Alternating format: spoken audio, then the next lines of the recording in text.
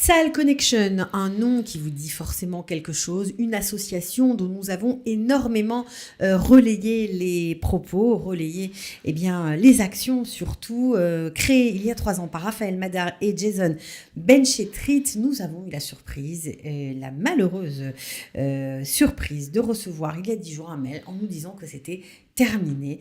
On n'a pas tout à fait compris. On s'est dit que ce serait bon de les recevoir pour faire un point, pour savoir un peu pourquoi ce mail, pourquoi arrêter cette action qui a si bien marché, qui a aidé des centaines de jeunes francophones à faire l'armée. On est avec eux, c'est parti.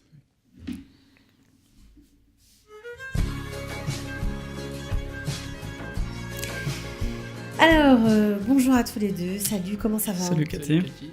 Donc c'est une blague, ça va pas s'arrêter, Tsahal Connection. C'est pas une blague malheureusement. On fait tout ce qui est en notre pouvoir pour on va dire rouvrir la branche qu'on a fermée. L'association n'est pas fermée. Dans le mail et dans le document qu'on a envoyé à tous les jeunes, on a fermé la branche d'aide individuelle, c'est-à-dire tout l'accompagnement personnel qu'on donnait à chaque jeune qui voulait s'engager à l'armée.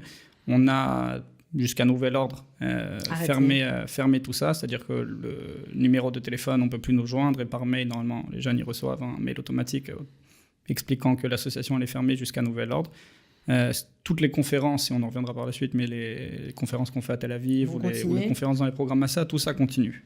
D'accord. Le site, vous avez créé un site, et c'est pour ça qu'on en a aussi beaucoup parlé chez Qualita, extraordinaire, et totalement traduit en français, et parfois il y avait même des choses plus précises en français qu'en hébreu. C'est assez exceptionnel. Alors pour certains problèmes qu'on a eu avec l'armée qu'on va expliquer dans quelques instants, on a été dans l'obligation de fermer le site internet tant qu'on n'a pas d'autorisation militaire officielle qui nous permettent simplement de faire tout ça. Qu'est-ce qui s'est passé exactement ? On va parler vraiment du fait qui a déclenché la fermeture ou l'arrêt, en tout cas momentané, on l'espère, de vos activités. C'est quoi ? C'est un problème d'argent ?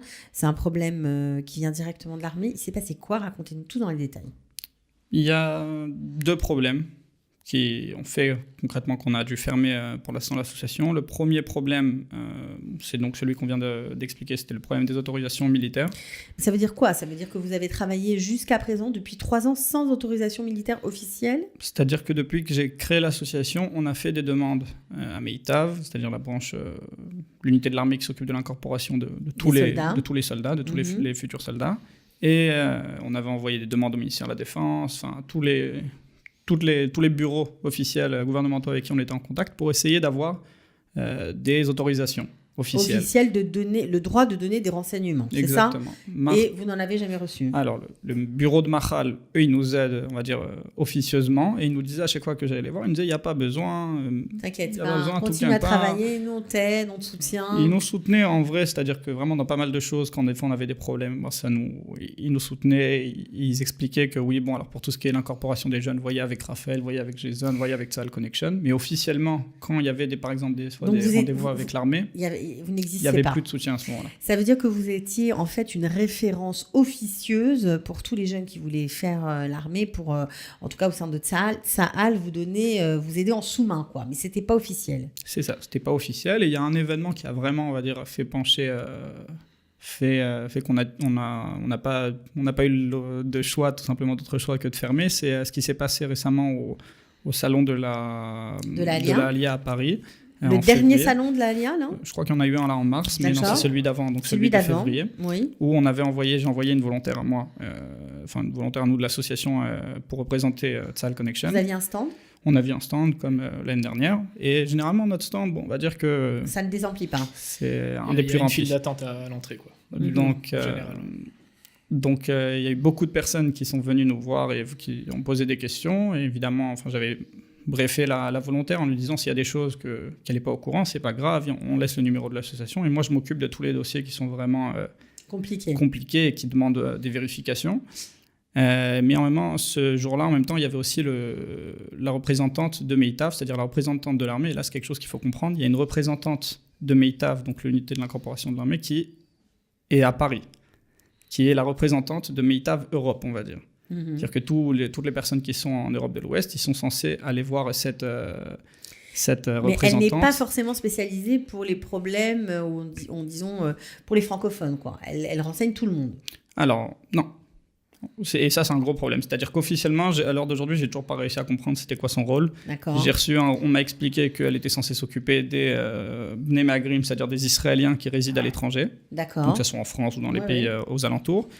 Et quand moi, j'ai parlé avec elle, par la suite au téléphone, donc elle m'a crié dessus en me disant mais vous n'avez pas le droit de faire ça, il vous faut une autorisation. Bon, en gros, elle a pas du tout supporté de voir que votre stand ne désemplissait pas et que le sien était un peu vide. Et elle se demandait à quoi elle servait et qui vous étiez. Et elle a commencé à chercher à comprendre, tout simplement. Est-ce que vous aviez des autorisations? Est-ce que vous étiez officiel? Est-ce que l'armée vous connaissait? C'est ça. Et alors, qu'est-ce qui s'est passé? Donc moi, je me suis expliqué avec elle. Elle m'a dit qu'il fallait des autorisations. Je lui ai dit, dites-moi quelles autorisations. Je fais les demandes à ce moment-là. Et comme ça, tout le monde est content. Il n'y aura pas de problème. On continuera de vous aider. Et elle m'a dit, je ne sais pas avec qui il faut voir. Il faut des autorisations. Elle n'était pas très, on va dire... Pas très sympathique. Très sympathique. Elle ne voulait pas vraiment nous aider. Et par contre, elle continuait de critiquer un petit peu le travail qu'on avait. En disant quoi? Que vous donniez de fausses informations? En disant qu'on donnait de fausses informations, en disant qu'on n'avait pas le droit, en disant que chacun devrait rester à sa place. Moi, je lui répondais, c'est-à-dire il n'y a pas de souci de chacun rester à sa place. Le problème, c'est qu'entre-temps, tous les jeunes qui demandent des informations, elle était où? Besoin d'être renseigné. Elle m'a dit par la suite que si il y a des jeunes qui veulent des informations, alors il faut laisser les coordonnées. Donc dans le mail qu'on a, dans le document officiel, quand on a dit qu'on a fermé l'association, j'ai laissé ses coordonnées. Maintenant, elle ne parle pas français, cette mademoiselle. Cette madame ne parle pas français. Donc ça veut dire qu'au final, c'est très compliqué pour des gens qui vivent en France, qui ont 18 ans, qui s'apprêtent à venir faire leur service militaire en Israël et qui ont besoin de renseignements en français pour le coup, parce qu'ils ne parlent pas encore l'hébreu, pour les parents, pour tout un tas de raisons. Surtout sachant qu'honnêtement, elle n'a pas la même façon de voir les choses comme nous. C'est-à-dire que quand un jeune il va venir nous voir, on va lui expliquer toutes les options qui s'offrent à lui. On va analyser son cas et en fonction de tout ça, assez rapidement, en général, après avoir rempli un formulaire sous 5-10 minutes, je peux déjà te dire quel programme il peut faire, pourquoi oui, pourquoi non, et qu'est-ce que je lui conseille de faire. Et ça, c'est quelque chose qu'elle est incapable de faire parce qu'elle est censée représenter l'armée. Alors, est-ce que c'est monté encore plus haut? Parce que c'est quand même pas une petite soldate, bien qu'elle soit chef, en tout cas nommée pour s'occuper de l'Europe, qui va vous faire peur. Est-ce que c'est monté encore plus haut? Je ne sais pas si c'est cet événement-là qui a fait que c'est monté plus haut. Mais il y a une branche de l'armée qui avait été créée vraiment en mois de janvier pour tous les Olim et les jeunes de Mahal en même temps. Et on était en contact avec cette branche-là. Chaque jour, on envoyait des dossiers avec les problèmes à régler et ils traitaient les demandes. Il y avait plutôt, on va dire, vraiment un bon partenariat avec cette branche de l'armée. On était assez satisfaits. Ouais. Et du jour au lendemain, la soldate, enfin l'officier de cette branche-là, elle m'a envoyé un message. Elle m'a dit, écoute Raphaël, j'ai cru comprendre que tu n'as pas d'autorisation. Donc, à l'heure d'aujourd'hui, tu n'as plus le droit de m'envoyer des mails avec les informations des jeunes. Il semblerait qu'elle est remontée plus haut, puisque maintenant, tout le monde sait que vous n'avez pas d'autorisation et qu'on essaye de freiner les renseignements. Alors, qu'est-ce qui se passe pour les soldats en cours d'incorporation en ce moment? Qu'est-ce qui se passe? Actuellement, pour les soldats qui ont déjà commencé les démarches avec nous, comme l'a dit Raphaël, on ne peut plus les suivre au jour le jour, c'est-à-dire répondre, avoir le numéro de téléphone et être disponible pour eux environ 8 heures à 10 heures par jour. Ça, c'est plus possible parce que ça demande trop de temps et encore une fois, à cause de différentes autorisations, et on n'en a pas parlé, mais à cause de lois de l'armée pour Mahal et pour d'autres qui sont en constante évolution, surtout ces derniers temps, on préfère pas informer que donner une mauvaise information. C'est-à-dire actuellement, les lois, elles changent. On a l'impression que toutes les 48 heures, ils ont décidé de changer quelque chose. Donc jusqu'à nouvel ordre, on ne va pas les suivre. Maintenant, les conférences, on donne des conférences dans tous les programmes Massar. C'est-à-dire que tout ce qui est information globale générale, vous le faites. Mais tout ce qui est tête-à-tête... Tout ce qui est deux choses. Tête-à-tête, il y a quand même possibilité de venir dans les permanences à Tel Aviv, qui ont lieu ça pour venir rencontrer. Ça continue. C'est quand? C'est censé être tous les mois. Généralement, on le diffuse... c'est la mairie de Tel Aviv, avec Céline et Stéphane, ils diffusent ça sur un événement Facebook. Il faut s'inscrire sur l'événement Facebook. D'accord. Donc ça, les permanences à Tel Aviv continuent. Ça, c'est toujours possible de venir pour un entretien individuel, mais sur place. On ne peut plus répondre au jour le jour, à n'importe quelle heure de la journée. Vous êtes obligé d'être couvert par un organisme au-dessus de vous, en fait. C'est En gros. une des choses qu'on recherche. Ouais. Par la suite, peut-être on est en train d'étudier différentes solutions, d'essayer de voir comment on peut avancer. Mais donc ça, on peut plus. Mais pour les jeunes qui ont commencé et autres des démarches, et surtout pour les jeunes qui commencent des démarches même pour les programmes Mahal, avant on pouvait les encadrer, être avec eux dans les entretiens. Ça ne sera plus possible. Ce qu'on peut les faire, c'est qu'on bien sûr, toujours les rediriger, ou en général on les a informés des démarches à suivre, mais il faut qu'ils les suivent par eux-mêmes, parce que nous on n'a plus de droit officiel, on peut plus faire passer de demandes si vous voulez officiellement, il faut que chacun, on peut orienter vers les bonnes personnes, donner les contacts et les mails et tout à envoyer et les démarches à suivre, mais on ne peut plus les suivre et les accompagner dans ces démarches-là. Alors, Raphaël, vous n'avez pas répondu à ma question. Ça a fait un petit tremblement de terre apparemment, puisque tout le monde est au courant que vous n'avez pas d'autorisation aujourd'hui. Même les gens au sein de l'armée qui travaillaient main dans la main avec vous, aujourd'hui on vous a signifié que non, vous n'aviez pas d'autorisation. Mais est-ce que ça a été encore plus loin ? Est-ce qu'on vous a donné la possibilité de vous exprimer et peut-être, pourquoi pas, la possibilité d'officialiser votre action avec les soldats francophones ? Vous en êtes où ? On est en train de négocier actuellement. Je ne peux pas en dire plus que ça, mais on est en train de fixer des rendez-vous avec les branches de l'armée qui sont en charge de toutes ces autorisations-là. On espère avoir un rendez-vous bientôt et venir avec des chiffres, avec un vrai plan, en expliquant vraiment toutes nos actions. Ouais, vous avez fait plein de choses. Hein. Je vais donner juste quelques chiffres. 114 conférences. Combien de participants pendant ces 114 conférences ? Au total, 4000 participants. 4000 participants. Je crois que vous avez même créé une préparation militaire, la première du genre. La préparation militaire du Merkaz Maaseh, où on était activement... c'est nous on s'était occupé de tout le recrutement des francophones pour la préparation, et on s'était occupé des entretiens avec les Israéliens. Ok, vous faites aussi un partenariat avec Archagadol qu'on a reçu ici chez Kalita, Nitai Kimron, Extra. Juste en 2 mots pour ceux qui ont raté l'émission, Archagadol c'est quoi ? C'est une association où concrètement l'objectif c'est de donner une sorte de grand frère à des soldats seuls et de les encadrer avant, pendant et après le service militaire. D'accord, vous faites aussi une permanence à Tel Aviv, on l'a dit, une fois par mois. D'accord, et un partenariat avec Sadok Shai Bokhara. C'est ça. Dans quel objectif ? L'objectif, c'est un peu... nous, on vient et on donne un petit peu l'information, et eux, ils s'occupent un peu de tout le côté, on va dire, action. C'est-à-dire que l'objectif de Sadok, au final, c'est une sorte de... C'est une association maintenant, parce qu'elle a été créée officiellement en tant qu'association. Ça, c'est très bien. L'objectif, c'est de donner la possibilité à des jeunes entre... Bon, pour là, je ne sais pas jusqu'à où il va aller, mais on va dire entre 12 ans minimum jusqu'à 17 ans, de s'entraîner régulièrement dans des conditions et de se développer au maximum avant de s'engager à l'armée. Et physiquement et surtout mentalement. C'est-à-dire, c'est pas quelque chose qui est uniquement pour les combattants. Ouais, c'est pour accéder à des postes de haut gradé dans l'armée, des postes intéressants. Voilà. Alors, je me tourne vers toi, Jason. Est-ce que tu as des chiffres ? Parce qu'on parle, on ne se rend pas bien compte. On a donné, bien sûr, le nombre de conférences, la préparation militaire, les actions, mais les chiffres concrètement. En quelques mots, comme on a dit, on a touché on a parlé à peu près à 4000 personnes, 4000 jeunes dans différents programmes au cours des différentes conférences qui ont été données depuis 3 ans.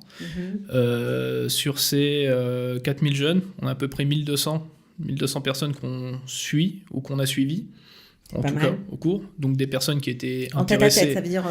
Vous les avez suivis de la première demande. Ça paraît énorme de dire de la première demande ou autre, mais c'est-à-dire, qu'est-ce qu'on appelle un suivi ? C'est de se renseigner comment se passe leur démarche à l'armée, si tout se passe bien, s'ils ont besoin d'envoyer un papier, s'ils ont un certain rendez-vous prochainement à avoir. C'est de les suivre. C'est leur expliquer aussi le début, la première journée d'incorporation, le fameux Savration. Ça, bien sûr. Les tests, il y a des tas de trucs. Ça, en général, c'est des informations qu'ils reçoivent au cours des conférences, leurs différentes possibilités, comment s'engager à l'armée, quoi faire pour bien se préparer et les démarches à suivre. Ça, en général, au cours des conférences, il reçoit. Après, au niveau du suivi, on va dire un peu plus aussi, des fois, sur l'orientation, type individuel, sur quelles unités peuvent les intéresser. Surtout, en général, on n'en parle pas souvent, mais surtout pour les filles qui désirent s'engager à l'armée. On n'a souvent aucune idée de qu'est-ce qu'une fille peut faire à l'armée, donc on essaye justement de leur donner quelques possibilités supplémentaires. Et sur toutes ces personnes, sur ces à peu près 1200 personnes qu'on a suivies, il y en a environ 17%, à peu près 200 personnes qui ont décidé de ne pas s'engager à l'armée pour différentes raisons. En grande majorité, en général, c'est des filles qui préfèrent au final aller sur un Cherut Leumi aux questions de religion et pas sur l'armée, ou alors des personnes qui considèrent que pour les Israéliens ou des personnes qui souhaitaient faire l'ALIA, que le temps de leur entrée à l'armée, si vous voulez, est trop long et ils n'ont pas envie forcément de perdre une année en attente entre le moment où ils font leur ALIA et ils rentrent à l'armée, et pour d'autres raisons aussi familiales, individuelles. Les autres, on a environ presque 50%, 48% des personnes qui ont servi ou qui vont servir ou qui servent actuellement et tout à l'armée. Dont vous vous êtes occupé. Dont on s'est occupé et dont de temps en temps on peut être en contact avec eux pour essayer de garder un suivi pour la suite, pour aider encore plus de personnes. D'accord. Voilà. Et les 35 derniers pourcents qui nous restent, si vous voulez, c'est des personnes qui sont actuellement en procédure ou qu'on suit actuellement, qui vont rentrer à l'armée plus tard, dans un an, ou qui font un Touda ou d'autres personnes. Voilà. Alors, on a parlé bien sûr du problème majeur auquel vous devez faire face aujourd'hui. Ce sont les autorisations militaires. On espère que vous allez avoir des rendez-vous qui vont vraiment vous aider et qui vont faire que les choses vont changer en bien pour vous. Mais ce n'est pas le seul défi auquel vous êtes confrontés. Vous êtes bien sûr tous les deux bénévoles. Vous avez lancé cette idée il y a 3 ans. Vous n'avez pas de rémunération et vous avez investi des milliers d'heures gratuitement. Non, mais c'est vrai. Vous êtes jeune, vous êtes au démarrage de votre vie, peut-être même bientôt père de famille, peut-être vous allez vous marier prochainement. On est obligé d'avoir au moins une parnassa. C'est très compliqué, quoi, de faire vivre cette association. C'est compliqué, surtout au début. La première année, je travaillais personnellement dans la sécurité, donc je travaillais de nuit et la journée, je m'occupais de l'association, donc je finançais l'association comme ça. Jason, il était étudiant, il avait les bourses, Jason et moi, on était les personnes qui finançaient l'association. Oui, vous avez financé de notre propre argent. De notre compte. Notre propre argent, et on n'a pas fait de dons. La seule chose qu'on a financée par des donations, c'est le site internet qu'on avait lancé une cagnotte il y a à peu près 1 an et demi. Mais concrètement, en termes d'heures, on a fait le calcul, c'était assez drôle, mais on a plus de 10 000 heures de volontariat. Mais je pense qu'on est bien plus que ça. On va dire, on a essayé d'arrondir tout ça à 10 000 heures de volontariat, et c'est énormément de temps. Plus que ça, c'est le numéro de téléphone qu'on a, il est toujours sur moi par exemple, c'est devenu une sorte un moquette, je sais pas comment dire ça, mais un téléphone où les gens ils appellent n'importe quand pour n'importe quelle information. Un service de renseignement, vous appelez. Et on répond, et je réponds de manière générale, je fais tout pour être extrêmement efficace et extrêmement rapide. Bon, après, dernièrement, c'était très long, assez compliqué, parce que je recevais vraiment 40 à 50 demandes par jour. Et traiter tout ça, il faut donner des détails, parce qu'on ne se rend pas bien compte du travail que vous faites. Moi, je sais qu'il est assez exceptionnel. Et je me fais la porte-parole de nombreux jeunes que j'ai eu l'occasion de rencontrer cette dernière semaine, et qui étaient désespérés de savoir que vous fermiez, certains étaient encore à l'armée, d'autres se préparaient à rentrer, et c'était vraiment un vide terrible pour eux. Ils se demandaient mais comment on va faire sans eux, quoi. Pourquoi ils ont fermé? Qu'est-ce qu'on peut faire pour les aider? Pourquoi c'est les 2 raisons qu'on a évoquées. C'est-à-dire que la première raison, c'est les autorisations militaires. Et la deuxième raison, c'est vraiment financièrement. On arrive à un stade où on ne peut plus se permettre de financer par nous-mêmes l'association. Donc on est en train de réfléchir à plusieurs options. La première, ça serait d'arriver à mettre en place une structure. Et c'est aussi pour ça qu'on a pour l'instant fermé l'association. On n'a pas fermé pour dire on arrête tout. On a fermé pour justement rassurez-nous, prendre. C'est bien. On a fermé pour prendre du recul et pour réfléchir comment on peut mettre en place une vraie structure qui comprendra évidemment les autorisations militaires que j'espère on obtiendra prochainement. Mais essayer de mettre en place une structure administrative avec des vrais salaires, et concrètement, j'ai aucune honte à le dire, que je puisse vivre de ça, que même Jason il puisse avoir un salaire, que toutes les personnes qui vont s'investir par la suite puissent recevoir un salaire, parce que les gens ils comprennent pas, mais ça, il y a des journées où je passais plus de 8 heures à 10 heures. J'imagine très bien. C'est un travail au jour le jour. Comme on a dit, même les lois de l'armée, les différents postes sont en constante évolution. C'est-à-dire, ce n'est pas seulement non plus de s'être renseigné une fois, voilà, d'avoir fait, je vous cite, d'avoir passé 1 mois avec Raphaël qui vous a formé et appris 80% des choses que vous avez à savoir sur l'armée.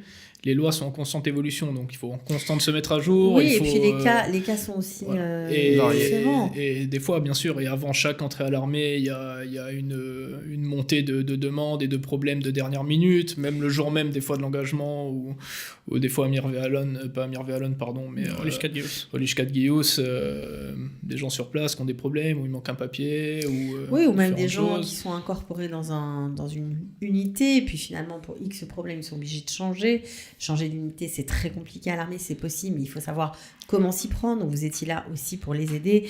Donc on a parlé, on va revenir aux solutions parce que c'est ça qui nous intéresse. Nous, on veut que vous continuiez, on veut que ce service soit vraiment permanent pour tous les francophones qui désirent faire leur armée en Israël. Alors les autorisations, mettre en place une structure administrative avec un budget, j'imagine. Avec un budget annuel. Avec des objectifs. Avec des vrais... Continuer, on va dire, à développer, parce que concrètement, les objectifs, on les remplit clairement chaque année. Les objectifs qui ont été définis de l'association, on les remplit plus qu'on les remplit même. C'est-à-dire qu'on fait des chiffres qui, pour une association qui est composée que de bénévoles, je ne sais pas s'il y a beaucoup d'organisations qui ont nos chiffres au final. Bon, et vous seriez prêt à intégrer une autre association, une autre structure ? Alors, c'est une bonne question. Même ça, ce serait envisageable ? L'idée principale, c'est de garder notre identité. C'est-à-dire, même si on en vient et c'est une possibilité de s'affilier à une autre organisation, c'est de rester une branche quand même minimum individuelle jusqu'où c'est possible, bien entendu, mais de garder une structure, de garder nos idées, nos objectifs, parce qu'on veut toujours faire avancer les choses. Donc ça, c'est important, en fonction que l'organisation comprenne bien, que aider, c'est une chose, mais on veut toujours en constante évolution pour pouvoir toucher encore plus de personnes, peut-être pour pouvoir encore s'enseigner, pour développer de nouveaux projets, de nouveaux forums. On voudrait développer par exemple peut-être des forums avec énormément d'anciens soldats francophones qui peuvent venir parler de leur unité et autres. Il y a énormément d'idées et de projets qui sont à développer par la suite. Donc oui, c'est une possibilité, mais c'est important quand Jason il parle de l'identité. C'est important de comprendre qu'au final, dans l'association, on va pas donner une catégorie aux personnes. C'est-à-dire qu'on va pas se dire on va s'occuper uniquement des soldats seuls. On va s'occuer uniquement des gens qui vont faire Atouda ou de ça. On prend tout le monde. C'est ça. Et à l'heure d'aujourd'hui, dans le monde des associations, tout ce qui est relié au domaine militaire, il n'y a aucune organisation qui fait ça. En général, c'est je peux te dire, il y en a aucune. Ça veut dire Nefesh Benefesh, c'est que les soldats seuls. Argadol, officiellement, c'est que les soldats seuls, même si c'est vrai qu'ils font des activités avec des soldats Olim, avec d'autres personnes. Mais généralement, eux, quand ils vont présenter tout ça à leur donateur, ils montrent quand même toutes les activités des soldats seuls. Est-ce que vous avez été approché justement par d'autres structures qui voulaient vous absorber ? Vous pouvez donner des noms. Je pense pas que c'est respectueux de donner des noms quand même. Mais allez-y. Peut-être pas absorber, mais débaucher les personnes pour en faire autre chose, quoi. Voilà. Je dirais que c'est même plus. Il y a des organismes, quasiment tous les organismes, ils essayent de me prendre. J'ai été contacté par tous les organismes pour essayer de développer leur branche francophone chez eux. Maintenant, encore une fois, le problème, c'est que moi, je veux pas juste développer une branche francophone. On n'aurait aucun problème. Il me l'a dit à aller dans un autre organisme. Mais à partir du moment, ça veut dire que tout simplement, nous, on veut continuer à développer les projets dans lesquels on croit. J'ai pas envie d'aller dans un organisme et que je me retrouve avec les mains liées et qu'au final, ce que je dois faire, c'est juste du téléphone et ne pas me déplacer dans des programmes Massa et faire des conférences. Parce qu'au final, les conférences, ça représente 50% des activités qu'on fait. Les conférences, c'est ce qui change tout. C'est avec des conférences que quand on va physiquement voir les jeunes, qu'on leur explique physiquement comment on est là devant eux, avec la bonne intonation, avec une bonne intensité, un bon feeling pendant les conférences, que là, il y a 2 ou 3 jeunes qui peuvent se sentir concernés par tout ça. Si on parle que au téléphone, que par des mails, il n'y a pas vraiment d'intérêt.